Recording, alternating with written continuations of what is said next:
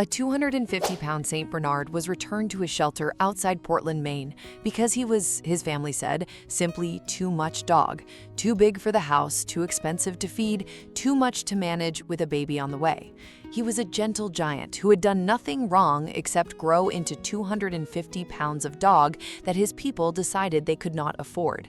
And he landed back in a concrete kennel at 3 years old, confused and grieving the only home he had known. He sat there for 92 days, passed over by 26 families who took one look at the sheer size of him and the line on his card about his food and vet costs, and kept walking. A dog that size eats close to 40 pounds of food a month, and every family that read that number on his card did the math and chose a smaller dog. Then a young couple with a newborn did the thing everyone told them was insane and brought a 250-pound dog into a house with a baby. And 6 months later, in the dark of a winter night, that enormous dog did something that no one in that house could have done, and it is the reason their daughter is alive. Gus was a classic St. Bernard, the breed that spent centuries in the Alps finding people buried in snow. Hundreds of pounds of dog bred for one purpose, to sense a person in trouble and go to them.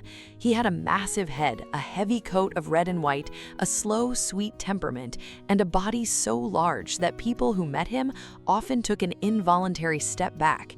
His first family had gotten him as a puppy and had not understood what a St. Bernard becomes, and by the time he was full grown, 250 pounds of him, the cost and the space and the sheer scale of the dog had become more than they wanted, especially with a child coming. So they took him back to the shelter. And a dog bred for rescue, a dog whose entire ancestry was about saving human lives, sat in a kennel while family after family decided he was too much, too big, too expensive, not worth it. I still see you haven't subscribed. Gus was returned for being too big and too expensive, and in a minute you'll see what that giant dog was worth, and it will break your heart. Tap subscribe first. Daniel and Rachel Okafor were new parents, and they were not looking for a giant dog. They had a 3-month-old daughter, Ivy, and every practical consideration said a 250-pound St. Bernard was the last thing a household with a newborn needed. The cost alone should have ended the conversation. A giant breed like that runs thousands of dollars a year in food and vet bills on top of everything a new baby already cost them. But Rachel had grown up with a St. Bernard, and when she saw Gus on the shelter's website, the big, sad face of a dog nobody wanted, she could not let it go. They went to meet him, telling themselves they were only looking, and when the volunteer brought the enormous dog into the room, Gus walked directly to the baby carrier where 3-month-old Ivy lay, and he lowered his massive head, and he sniffed the baby with a gentleness that seemed impossible for an animal that size. And then he lay down on the floor beside her carrier and let out a long, contented sigh, as if he had found the thing he had been looking for. Rachel started to cry. Daniel, who had walked in absolutely certain they were not adopting a 250-pound dog, looked at the giant animal lying guard beside his daughter and changed his mind entirely. They took Gus home. Everyone they knew told them they were out of their minds. Gus and baby Ivy became from the very first day something extraordinary. The 250-pound dog that a family had given away appointed himself the personal guardian of the smallest member of his new family, and he took the job with the seriousness of a breed that has been saving lives for 1,000 years.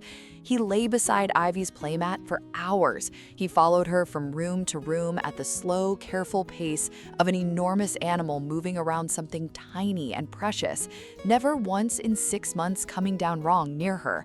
When she napped, Gus lay down outside the nursery door, all 250 pounds of St. Bernard filling the hallway, and would not move for 2 or 3 hours until she woke.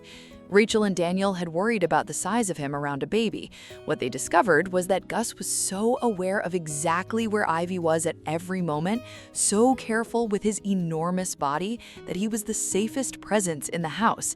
He would sooner have stopped breathing than let his weight come down anywhere near that child. And there was something more, something Rachel noticed but could not quite name. Gus watched Ivy with an intensity that went beyond affection.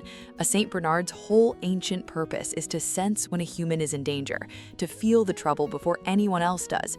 And Gus watched over that baby with all of it, an animal bred across centuries to know when a person needs saving, keeping his endless, patient vigil over a sleeping child. The family thought he was simply devoted.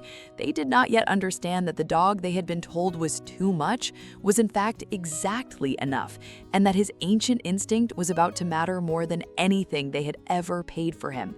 If you have ever watched something the world called worthless turn out to be priceless, you already know what this felt like. The months passed, and Gus became the center of Ivy's world and the quiet, watchful heart of the household. The O'Coffers had stopped hearing the objections of everyone who had told them a giant dog and a baby were a terrible mix. There was only Gus, Ivy's Gus, 250 pounds of gentle devotion, who let a baby pat his enormous head and pull his ears and fall asleep against his side. They had taken the dog nobody could afford, and they had gotten something beyond price. And then, on a bitterly cold night in January, Gus proved exactly how far beyond price he was. It was the middle of the night and the house was dark and silent. Daniel and Rachel were asleep. Ivy, now 9 months old, was asleep in her nursery, the baby monitor glowing quietly on the nightstand. It was a little after 2 in the morning. Everything looked normal on the monitor. Everything looked fine. But Gus, asleep in the hallway outside the nursery, came suddenly and fully awake, and he knew with the instinct of 1,000 years of dogs bred to sense a human in danger that something was terribly wrong with his baby. And Gus did the thing that saved her. The dog did not bark first. He went to the parents' bedroom door and he threw his 250 pounds against it, again and again, a pounding that shook the walls of the house. And when Daniel stumbled to the door, confused and half asleep, Gus did not wait, did not greet him, but turned and ran to the nursery. And Daniel followed. And what he found was every parent's nightmare. Ivy was having a febrile seizure, a fever spiking past 104 so fast in the night that her small body had gone into convulsions, and she was in trouble, real trouble, the kind of trouble where minutes matter and every one of them counts. Nothing had shown on the monitor that would have woken them. No sound had carried down the hall, but Gus had known. The St. Bernard, bred for 1,000 years to sense a human in danger, had felt his baby's crisis through a closed door in the dark and had woken the house in time. They called 911 and got Ivy to the hospital in under 20 minutes. And the doctors said what every parent in that situation is terrified to hear and grateful beyond words to survive, that the speed had mattered, that a febrile seizure of that severity needed exactly the fast intervention Ivy had gotten, and that the dog who woke the parents had very likely saved the child. Ivy recovered. She was going to be fine. And she was going to be fine because a 250-pound St. Bernard that a family had returned for being too expensive had sensed through a closed door a crisis that no monitor caught and had thrown himself against a bedroom door until he woke someone who could help. The same 250-pound St. Bernard that 26 families walked past, the same dog returned for being too big, too costly, too much, the one nobody wanted. The same gentle giant a family had priced and discarded. He was not too much, and he was not too expensive. He had been bred across 1,000 years for exactly one thing: to sense a human being in danger and to save them. And the first family that valued that gift over the cost of his food got a guardian who felt their daughter dying in the dark and woke them in time to save her. They had been told he was not worth the price. He turned out to be worth more than anything they owned. Rachel told their story, and it spread far past Portland because everyone who heard it understood suddenly what a dog like that is actually worth. The shelter was flooded with people asking about the big dogs, the expensive breeds. The giants returned because they cost too much to keep. 8 giant breed dogs that had been passed over for their size, some of them waiting more than 100 days, found homes in the 3 weeks after it spread.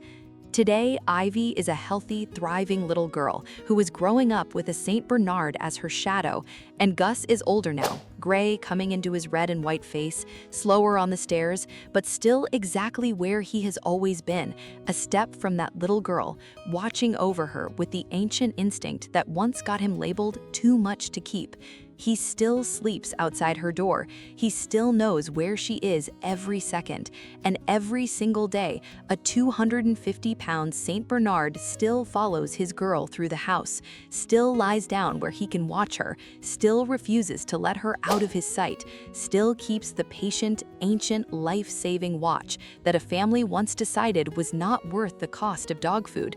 Because as far as Gus is concerned, guarding the one family that finally saw what he was worth is the whole reason he was born. We look at a giant dog and we add up what he will cost to feed, and we decide he is too much, too expensive, not worth it, and we walk past. We never once ask whether the thing we are pricing might be the exact thing that will one day save a life no amount of money could replace. Sometimes the dog the world called too expensive is beyond any price at all. So tell me, was Gus too much, or did the dog nobody would pay for turn out to be worth more than anything money could buy? Drop your answer in the comments, and if a dog ever saved someone you love, say his name below.